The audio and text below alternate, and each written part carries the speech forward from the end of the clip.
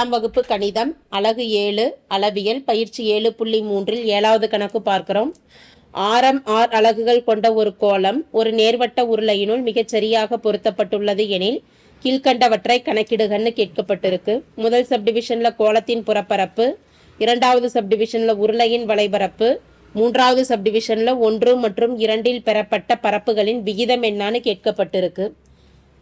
கோளத்தின் ஆரமானது 6 அலகுகள்னு கொடுக்கப்பட்டிருக்கு. உருளையின் ஆரமும் அதே 6 அலகுகள் தான் இருக்கும். கொடுக்கப்பட்டிருக்கக்கூடிய மதிப்புகள், அதாவது ஆரமும் உயரமும் எழுதிக்கலாம். முதல் வடிவமானது கோளம்,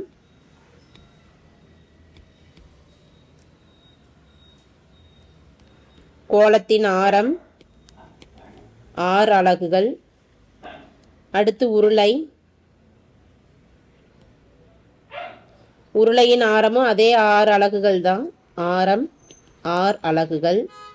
உயரம் h = உருளையின் உயரமானது h r+6, உருளையின் மொத்த உயரம்ங்கிறப்ப 2 ஆரையும் கூட்டிக்கிட்டோம் அப்படின்னா r+6 2 r அலகுகள் இருக்கும். இதை வச்சு புறப்பரப்புகள் என்னன்னு கணக்கிடலாம். முதல் சப்டிவிஷன்ல கேட்டிருக்கிறது கோளத்தின் புறப்பரப்பு. கோளத்தின் புறப்பரப்பு, கோளத்தின் புறப்பரப்புக்கு உண்டான சூத்திரம் 4πr², சதுர அலகுகள். ஆரத்தின் மதிப்பும் 6ங்கிறதுனால இதை அப்படியே விட்டுறலாம். அடுத்து இரண்டாவது சப்டிவிஷன்ல உருளையின் வளைபரப்பு கணக்கிடுறோம். உருளையின் வளைபரப்பு, உருளையின் வளைபரப்புக்கான சூத்திரம் என்னன்னா 2πrh, சதுர அலகுகள். உருளையின் ஆரமும் 6 அலகுகள் தான். அப்போ 2πr, ஹெச்சுக்கு பதிலாக 2rன்னு பிரதியிடலாம்.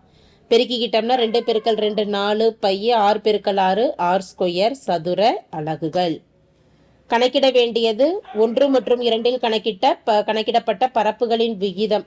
அப்போ மூன்றாவது சப்டிவிஷன்ல நம்ம கொடுக்க வேண்டியது பரப்புகளின் விகிதம்.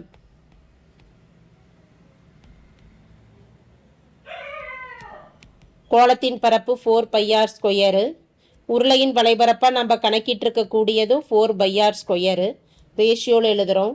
4πr², ரேஷியோவில் இருக்கிறதை பின்னத்தில் எழுதலாம். By 4πr², 4πr², 4πr² cancel ஆகிடுச்சுன்னா 1/1ன்னு வந்துடும்.